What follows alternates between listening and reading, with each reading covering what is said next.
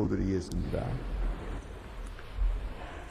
너와 사랑이 한량없으신 하나님, 이렇게 어수선하고 급변하는 세대에 살고 있습니다만 가난 가운데 주의를 지키게 하셨고 다시 세상을 향하여 나가기 전에 먼저 주님 앞에 나올 수 있게 하신 크신 은혜와 사랑을 진심으로 감사합니다.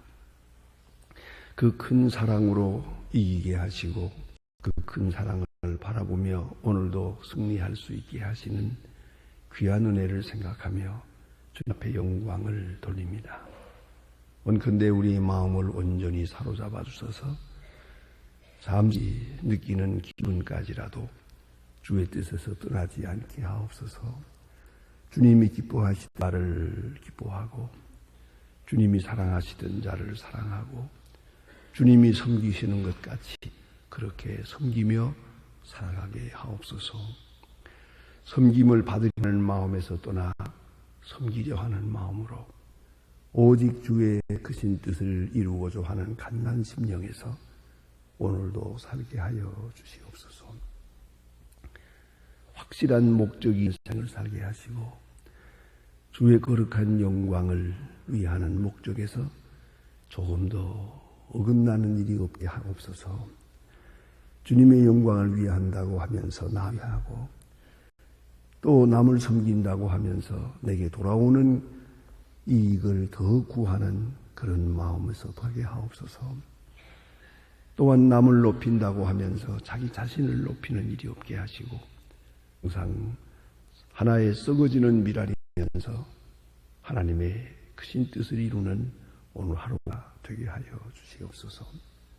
하나님 아버지, 오늘도 하나님의 말씀을 바로 전하고 듣고 또 이 말씀이 전파될 때 모든 사람의 마음이 열리고 말씀에서 구원받는 역사가 있게 하옵소서. 오랫동안 닫혔던 문도 열리게 하시고 강팍한 마음도 깨어지는 큰 역사가 있게 하소서. 모두가 이 말씀으로 인하여 구원받고 다시 새 사람 되는 큰 역사를 체험하게 하여 주시옵소서.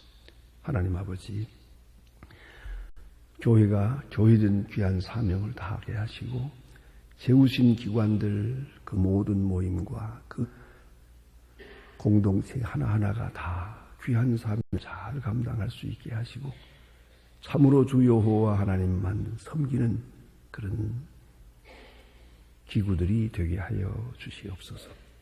특별히 주를 섬길 때마다 감사한 마음으로 섬기고 또한 을 세울 수 있게 하소서.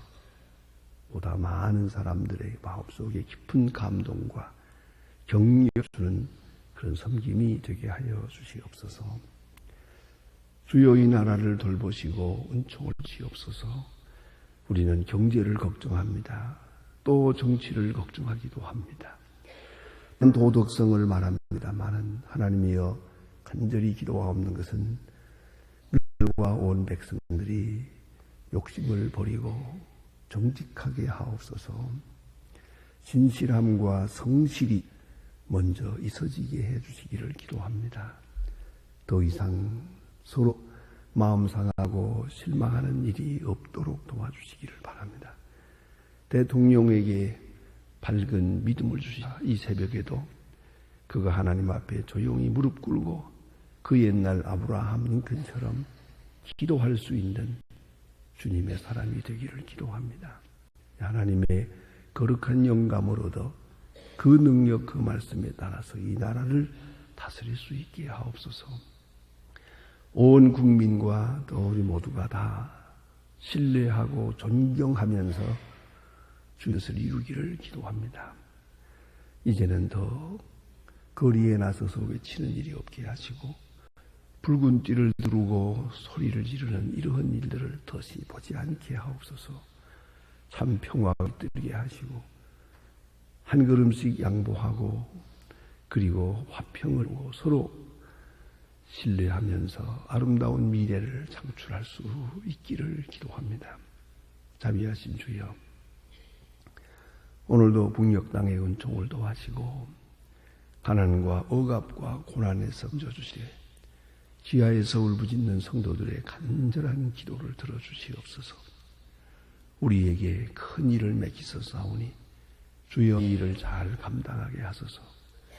계속해서 저 고아 500명을 주 안에서 잘 양육하게 하시고, 또한 과학기술대학을 세우는 일이나 병원을 세우는 모든 일을 통해서 굳게 닫힌 북한 문을 열 수 있는 계기가 되게 주시옵소서. 하나님 아버지, 주께서 같이 계셔서 우리에게 이제는 응답되기를 기도합나이다. 자비하신 주여, 오늘도 해외에 있든지 여행 중에 있든지 군문에 나가 있는 젊은이들, 그리고 유학생들, 공부하는 학생들 하나하나 다 돌보시옵소서. 이렇게 흔들리고 죄악 물결이 높아가지만은 죄악에 물들지 않고 주 말씀 안에서 성실히 자라 귀한 인재들이 되게 하여 주시옵소서. 아버지, 특별히 병중에 있는 분들과 슬픔을 당한 가정들, 오직 주님의 위로만을 기다리는 분들이 있습니다. 주여 하나하나 돌보시고 큰 위로를 베푸시옵소서. 하루의 모든 생활을 주께 맡깁니다. 저희들의 추입이 복되게 하시고 좋은 소식을 들으며 모든 일에서 주의 사랑을 확인하며 하나님께 영광 돌리고 주 앞에 소중히 쓰여지는 자신을 발견하면서 감사와 감격으로 살게 하옵소서. 예수님의 이름으로 기도드리옵나이다. 아멘. 하나님의 말씀 계속해서 사도행전 2장 이어지겠다. 사도행전 2장 37절부터 봉독합니다. 37절로 41절까지 오늘 아침 보겠습니다. 사도행전 2장 37절로 40절까지 지금 37절부터 시작하겠습니다. 다 같이 읽기를 시작합니다. 저희가 이 말을 듣고 마음에 찔려 베드로와 다른 사도들에게 물어가 형제들아 우리가 어찌할꼬 하거늘 베드로가 가로되 너희가 어찌하여 예수 그리스도 이름으로 세례를 받고 사함을 받으라. 그리하면 성령을 선물로 받으리.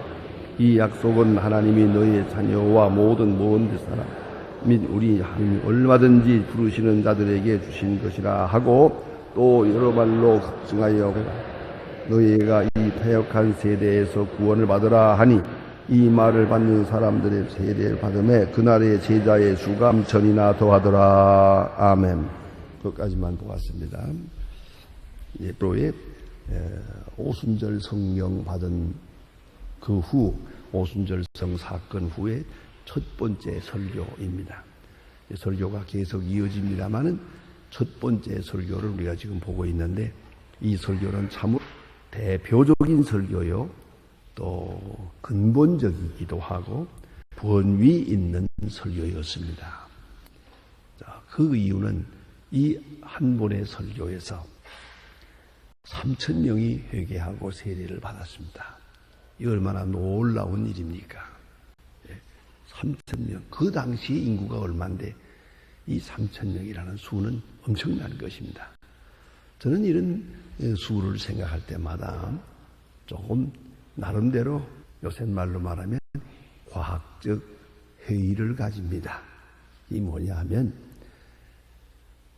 지금 이렇게 예배당이 커지고 했습니다만은 이 마이크가 있기 전에는요, 이 예배당이라는 게 아무리 커봤대 500명, 700명 정도밖에는 수용하지 못했습니다. 마이크 없이는 1,000명을 수용하기가 어렵습니다. 아주 이상적으로 음향시설을 잘 한다고 해도 1,500명밖에 수용을 못합니다. 그 소위 흔히 말하는 카네기 홀이라고 하는 그런 데도 그 정도밖에 사람을 받지만 육성으로는 이렇게 보통으로는 500명밖에 들을 수가 없습니다. 그러면 상상을 해보세요. 여기서 베드로가 설교하는데 그 녹음했다 다시 들리는 것도 아니잖아요. 옛날에 그 녹음 시설이 없었으니까. 그러면 베드로가 설교를 하는데 이 3,000명이 모일 장소가 어딜까? 그게 들리마나 이 이 옥외에서 된 일일 거라고요. 그러면 도대체 밖에서 말하게 되면 더더욱 300명밖에는 못 듣습니다. 아무리 조용하고 큰 소리를 쳐도 말이에요. 그런데 3,000명이 회개했어요. 예수님께서 광야에서 5,000명을 먹일 때에도 그 귀한 말씀을 하셨는데 몇 명이나 들었을까? 생각한데 앞에 앉은 사람은 몇백 명이 듣고 저 뒤에 있는 분들은 감동으로 들었을 거예요. 감동으로. 귀는 들릴 수가 없거든요. 그래서 베드로가 한 번 설교를 했어요. 그의 음성을 얼마나 크게 했는지 모릅니다만은, 그러나 과학적으로 생각해 보면 불과 몇백 명밖에는 그 설교를 육성으로 들을 수는 없었어요. 그래서 뒤에 가득히 이렇게 있었죠. 그 분위기 속에서 저들은 감동을 받고 회개하고 세례를 받고 그랬어요. 그렇게 보아야만 하는 것이에요. 그러니까 꼭 귀에 들리고 뭐 잘 들리고 안 들리고 이런 얘기가 아니에요. 그 영적 분위기 속에서 깊은 감도 얻고 저들이 회개하게 되는 것이죠. 이것이 권위 있는 설교라는 겁니다. 다시 말하면 다 들어야 되는 게 아니에요. 다 못 알아들어도 돼요. 문제는 깊은 감동을 받고 그 영적 권위 앞에 굴복당하는 것이요. 이것이 그리스도의 승리를 말하는 것이고 복음의 승리, 복음의 권세 앞에 정복당하는 그런 역사를 말하는 것이옵니다. 그의 설교는 성서적이었습니다. 성경을 설명했고요. 또 권세가 있었고 정력이 출중했습니다. 그래서 지난 시간에 본 대로 모두가 그들이 이 말을 들을 때 마음에 큰 찔림을 받았습니다. 그래서 오늘 아침 37절 보았습니다만 36절을 돌아가서 보면은 너희가 십자가에 못 박은 이 예수를 하나님이 주와 그리스도가 되게 하셨느니라. 너희가 예수를 십자가에 못 박아 라고 외칩니다. 그런데 문제는 이것을 어떻게 받아들이냐는 겁니다. 너희가 십자가에 못 박았다 할 때 너희라고 하는 것은 물론 전체를 가르치는 말이기 때문에 이렇게 변화해서 이해할 수도 있지만 오늘 성경은 그렇지 않아요. 너희가 예수를 십자가에 맞다 할 때 저들은 그대로만 대답합니다. 그대로 응답을 합니다. 마음에 찔려 베드로와 요한 다른 사도들에게 물어가로되 형제들아 우리가 어찌할꼬. 마음에 찔렸어요. 화살이 꽂혔어요. 요새 젊은 사람들 말대로 휘 꽂혔다고요. 정확한 화살이 꽂혔어요. 그들의 응답은 뭡니까? 내가 예수를 십자가에 못 박았습니다. 그렇게 응답하고 있는 거예요. 너희가 예수를 십자가에 못 박았다 라고 말하지만 요새 반질반질하게 가서 완악하게 된 마음이라면 얼마든지 딴소리를 할 수가 있어요. 무슨 소리? 이건 가야바가 한 것이지 왜 내가 한 것이요? 이거 빌라가 한 것이지 로마군이 한 것이지 가룟 유다가 한 것이지 어째서 나란 말이요? 끔찍한 소리 하지 마라. 어떻게 내가 예수를 십자가에 못 박았단 말이요? 나는 구경한 일도 없어. 안 그렇습니까? 옆에 있지도 않았다고. 어째서 이렇게 나를 정죄하느냐고. 안 그렇습니까? 너희가 예수를 십자가에 못 박았다. 이 그대로 수용할 수 있는 말입니까?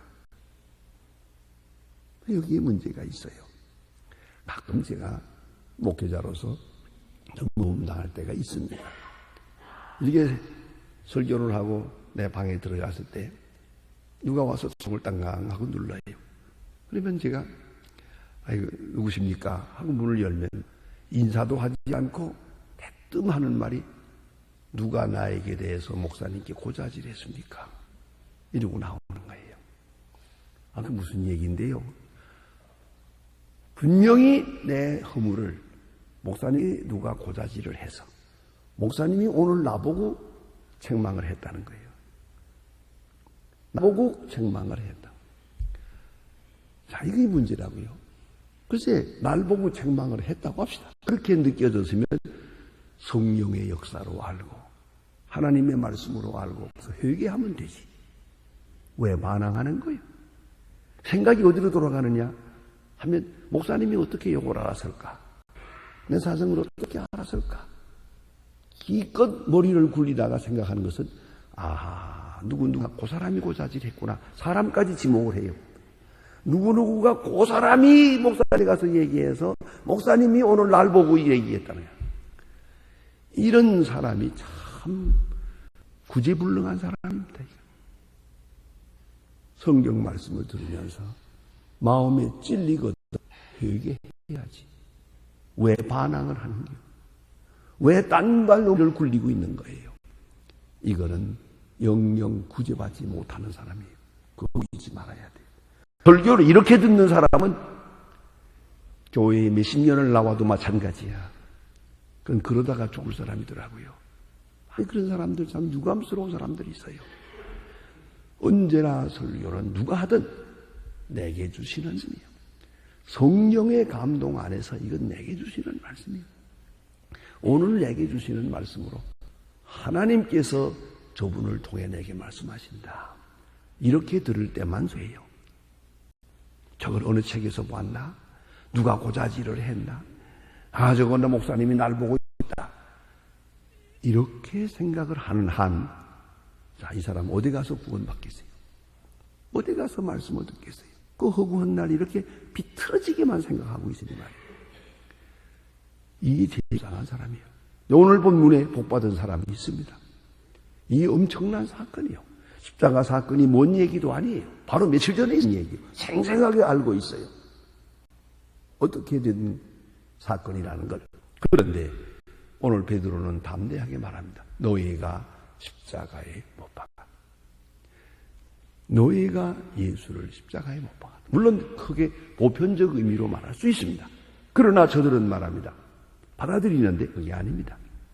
형제들아 어찌할꼬? 왜? 내가 십자가에 박았으니까.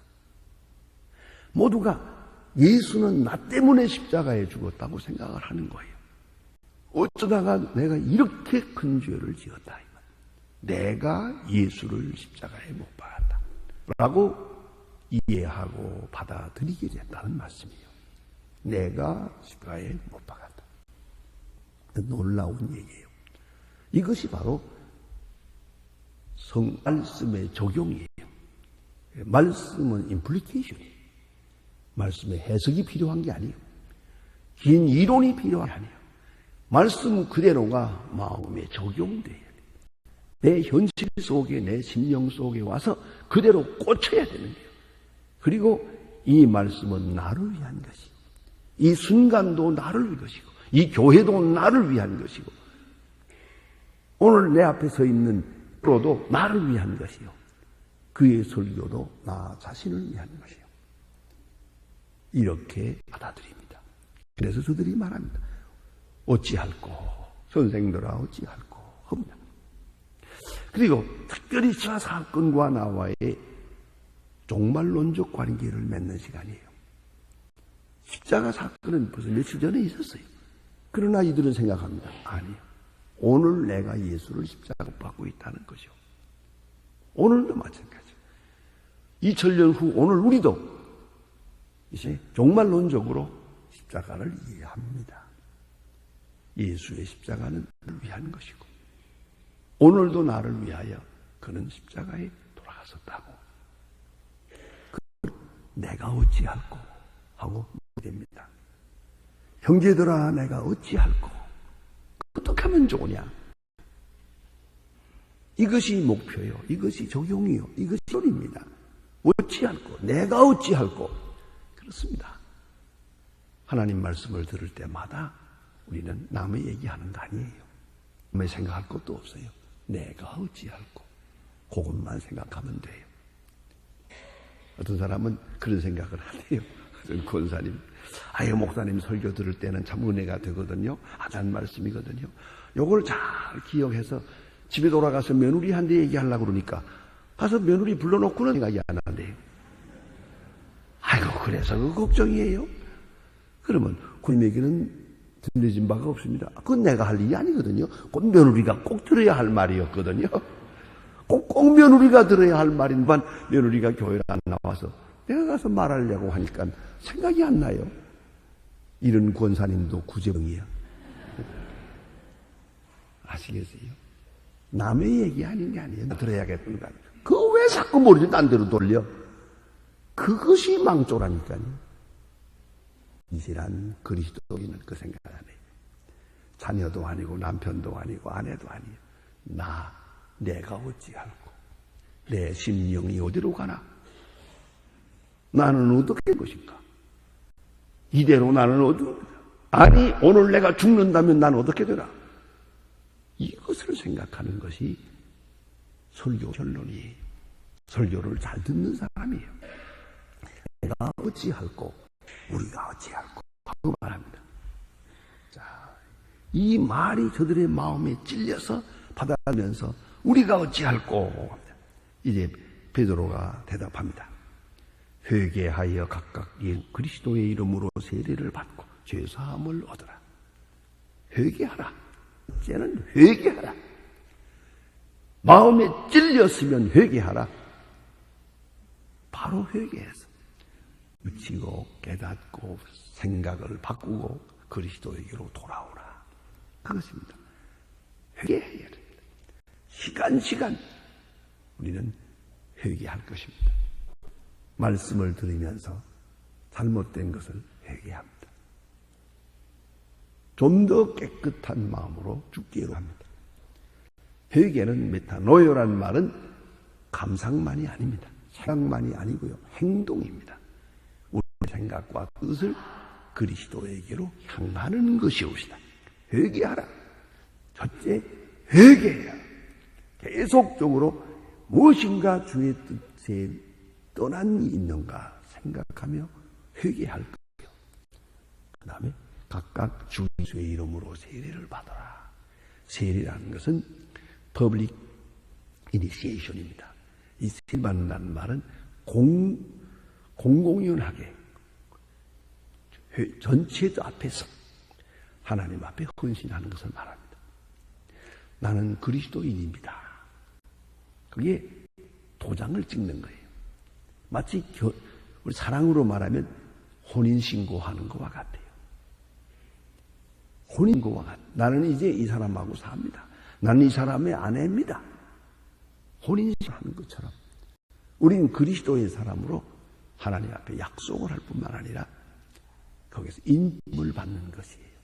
그것이 세례받는 것이에요. 이 세례받는 순간 운명이 달라지는 것이에요. 세례라고 할 때 참 마음 아픈 있습니다. 그 방가라디시에서 그게 불교 회교 국가거든요. 절대 세례를 주면 안 돼요. 아주 금물이에요. 세례 받으면 큰일 납니다. 그러니까 선교사는 세례를 주면 안 되죠. 아무리 예수를 믿고 그래도 정말 세례 주는 일은 삼가야 돼. 우리 한국에서 간 선교사 한 분이 하도 세례를 달라고 하니까 쫓아다니면서 비밀로 세례 받아야, 난 세례 받아야 되겠다. 그래서 몰래 세례를 주고 발각이 됐어요. 끌려가서 죽었어요. 목사님이 얼마나 괴롭겠어요. 이분이 이 마음이 괴로워서 선교지를 옮겨가지고 하다가 꼭 그것 때문이라고 하긴 어렵지만 어쨌든 병들어 죽었어요. 선교지에서 죽었어요. 세례가 이렇게 중요한 거예요. 세례 받는 순간 옛날에 속했던 공동체로부터 완전히 제외되는 것이요. 그리고 새로운 공동체에 소속이 되는 거예요. 소속이 바뀌고 신분이 바뀌고 운명이 바뀌는 시간이에요. 그래서 예수의 이름으로 세례를 받은 이제는 예수의 사람이요. 예수에게 운명을 맡긴 사람이에요. 자, 회개하고 세례를 받아요. 그 다음 말씀을 잘 읽어야 됩니다. 그리하면 성령을 선물로 받으리라. 성령은 선물 주어졌어요. 선물로. 여러분 아시는 대로 선물은 구해서 얻는 게 아니잖아요. 여러분들이 아무리 친한 사이라 하더라도 오늘 교회 치고 나가다가 누가 딱 붙들고 선물 하나 주세요 그러면 되겠어요? 이 사람 미쳤나 그럴 거 아니에요. 선물은 예쁘게 보여주는 거지. 예? 선물은 뇌물이 아니에요. 선물은 달라고 해서 줄 수 있는 것도 아니에요. 선물을 달라고 할 수 있는 정도가 되면 굉장한 거죠. 여러분의 사랑하는 아들이 아주 손자 손녀들이 할아버지 할머니 보고 선물 달라고 조르잖아요. 그 정도 돼야, 그 정도 사랑의 관계가 되면 선물 달라고 할 수도 있죠. 그러나 일반적인 것은 선물은 구해서 줄 수 있는 게 아니고 구해서 받을 수 있는 것도 아니에요. 선물은 선물 받을 만한, 사랑을 받을 만한 존재가 되면 저절로 주어지는 거예요. 자연스럽게 주어지는 것이요. 자, 회개하고 주 예수를 믿어 그리스도를 주님께 매면서 세례를 받아. 그러면 성령을 선물로 주리라. 주어지는 것이에요. 참 회개가 있는 곳에, 참 헌신이 있는 곳에 성령의 역사는 있는 거예요. 성령을 선물로 주실 거예요. 자, 여러분 참 회개 해보셨습니까? 성령을 느끼게 돼요. 전적으로 헌신하는 순간 성령이 충만해지는 것을 경험하게 될 것이에요. 그리하여 너희와 너희 자녀 모든 사람들이 다 주의 이름을 부르는 사람마다 구원을 얻을 것이라고 말합니다. 그래서 이날에 세례를 받았어요. 많은 사람이 세례를 받았어요. 3,000명이나 되더라. 놀라운 얘기예요. 이 영적 분위기 속에서 저들이 다 주의 제자로 주의 사람이 되기 맹세하고 세례를 받았어요. 주님께 운명을 맡기기로 약속하고 결심하고 세례를 받고 그리하여 성령의 은사를 체험하게 됐습니다. 기도하십시다.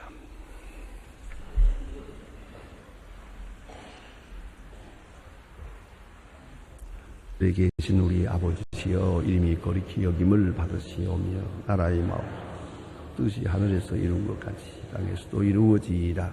오늘날 우리에게 이를 양식을 주옵시고 우리가 우리에게 죄 지은 자를 사하여 준 것 같이 우리 죄를 사하지 우리를 시험에 들게 하지 마옵시고 다만 악에서 구하옵소서. 나라와 권세와 영광 영원히 싸움나이다. 아멘.